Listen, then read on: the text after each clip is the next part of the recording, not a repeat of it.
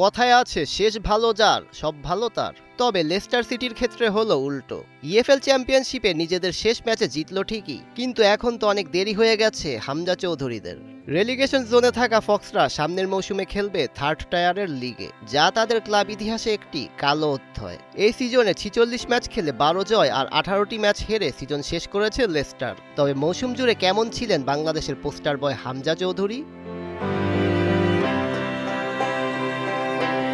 ফক্সদের হয়ে এই মৌসুমে 30টি ম্যাচ খেলেছেন হামজা, যার মধ্যে 17টিতে ছিলেন স্টার্টিং 11-এ। লাল সবুজদের হয়ে 9 ম্যাচে 4 গোল জড়ানো এই মেগাস্টার লেস্টারের জার্সিতে এবার কোনো গোল বা অ্যাসিস্টের দেখা পাননি। 1495 মিনিট খেলা হামজা মোট হলুদ কার্ড হজম করেছেন 60টি। অবশ্য লেস্টারের হয়ে মাঠে ছিলেন যেন সাইলেন্ট কিলার হিসেবে। মোট 9 ম্যাচে আদায় করে নিয়েছেন রেটিং 7-এর অধিক, যার মধ্যে তার দল জিতেছে 60টি ম্যাচ। তাই বলাই যায় দলের বিপদের মাঝেও তিনি ছিলেন মাঝমাঠের অন্যতম ভরসা।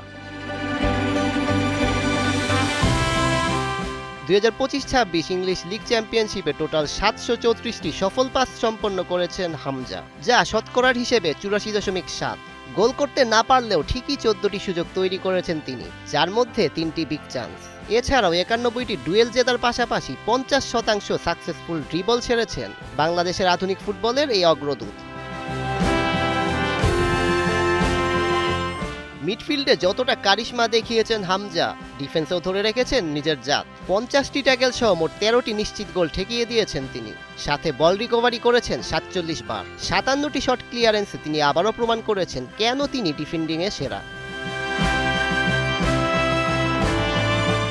হতাশার এক পার করা লেস্টারের দলে হামজাই ছিলেন পজিটিভ এক নাম। যেখানে পরাজয়ের মুখে দল ক্লান্ত, সেখানে তিনি ছিলেন প্রাণবন্ত। যখনই সুযোগ পেয়েছেন তখনই নিজেকে মেলে ধরতে একদমই ভুল করেননি এই ডিফেন্সিভ মিডফিল্ডার। তবে লেস্টারের জার্সিতে আর কতটুকু পথ পাড়ি দিবেন সেটাই এখন দেখার বিষয়। সৈয়দ রেজাউন রহমান, 71।